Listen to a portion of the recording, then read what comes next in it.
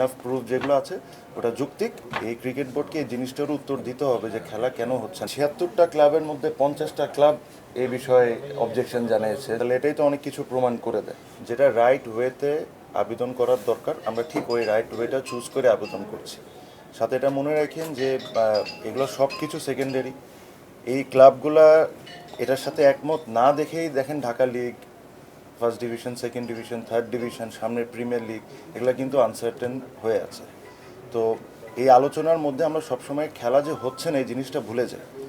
এই ক্রিকেট বোর্ডকে এই জিনিসটার উত্তর দিতে হবে যে খেলা কেন হচ্ছে না। হ্যাঁ, আপনি 12টা টিম নিয়ে খেলছেন, 8টা টিমে 100-150টা প্লেয়ার। ফার্স্ট ডিভিশনে আলাদাভাবে টুর্নামেন্ট করা হয়েছে, বাট সেকেন্ড ডিভিশনও করা হয়নি, থার্ড ডিভিশনও করা হয়নি। প্রিমিয়ার লিগ যদি খেলা না হয় তাহলে কি হবে? এসব কিন্তু প্রশ্ন করতে হবে, এগুলো জানতে হবে, ওদের উত্তর দিতে হবে। ও কে কী করছে না করছে ওনারা এইসব নিয়ে আপাতত ব্যস্ত। আমি এত ডিটেলসে যেতে চাই না।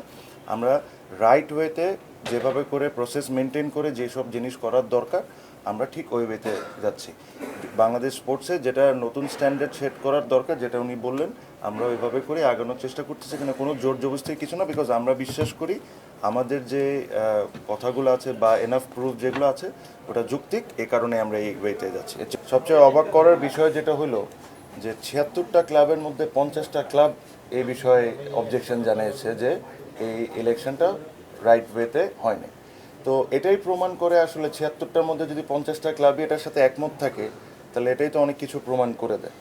আর আরও ডিটেলস মাসুদ ভাই আছেন, মাসুদ ভাই বলবেন, আর ফাহিম ভাই আছেন, ফাহিম ভাই বলবেন। বাট আমার মেইন কথাটা ছিল যে আপনারা জানেন যে পুরা ৭৬টা ক্লাবের কাউন্সিলরশিপ থাকে, এটাতে আভনি মডার্ন সহ যারা বাংলাদেশের সবচেয়ে বড় দুইটি ক্লাব ওরা সহ এটার সাথে একমত। আর ৫০টা ক্লাব যদি এটাতে জানাই থাকে, আর এর চেয়ে তো বেশি আর কোনো কিছু আমার নতুন করে বলার দরকার না।